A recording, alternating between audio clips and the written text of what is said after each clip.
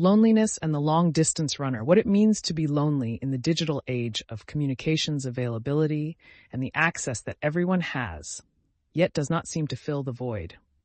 Remedies to the situation in a personal way that is accessible to humanity. Philosophical tenets to adhere to, wisdom that would be relevant, and inner guidance programs that are available to the ordinary person. Loneliness and the long-distance runner is a powerful metaphor for the experience of isolation, even in the midst of connection.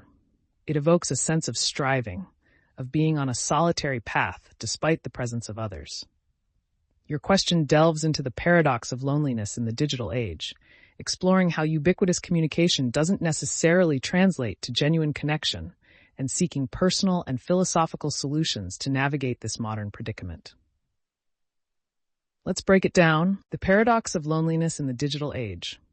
Superficial connections versus deep relationships. Social media platforms often encourage superficial interactions, likes, shares, fleeting comments, that lack the depth and vulnerability of face-to-face connections. We can have hundreds or thousands of friends online without having a single confidant. Curated realities and social comparison. Social media fosters a culture of presenting idealized versions of ourselves, leading to social comparison and feelings of inadequacy. We compare our behind-the-scenes to others' highlight reels, which can amplify feelings of loneliness and isolation. FOMO, fear of missing out, and anxiety. The constant stream of information about what others are doing can trigger FOMO and anxiety, particularly for those who are already feeling lonely. Digital overload and information fatigue. Excessive exposure to digital information can lead to sensory overload and fatigue, making it difficult to focus on building meaningful relationships. Erosion of community spaces. The rise of digital communication has contributed to the decline of traditional community spaces, e.g., local cafes, community centers, where people used to gather and connect in person. Decline in third places. Sociologist Ray Oldenburg coined the term third place to describe the importance of community gathering spots outside of home and work. These places are critical to social interaction and well-being, but they are disappearing. Remedies to the situation in a personal way, accessible to humanity. 1. Mindful digital consumption. Set boundaries.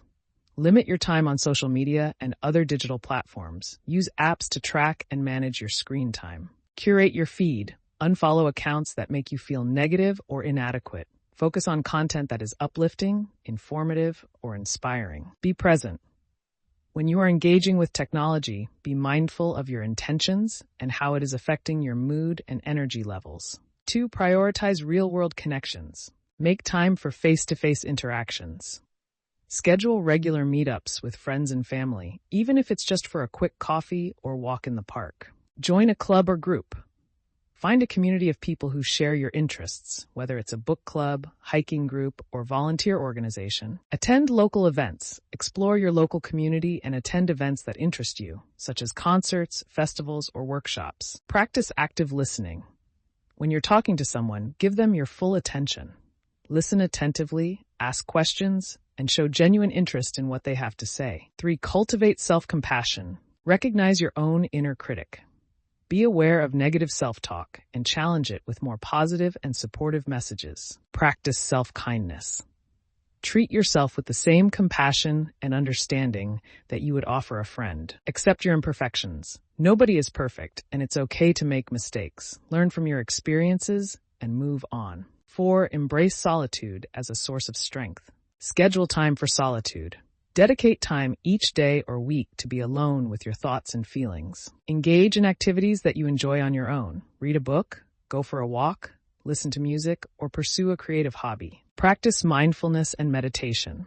These practices can help you connect with your inner self and cultivate a sense of peace and contentment. 5. Engage in acts of service. Volunteer your time. Helping others is a great way to connect with your community and feel a sense of purpose. Offer a helping hand to a neighbor. Small acts of kindness can make a big difference in someone's life. Philosophical tenets to adhere to. Wisdom that would be relevant. Stoicism. Focus on what you can control, your thoughts, actions, and reactions, and accept what you cannot, external events, other people's opinions.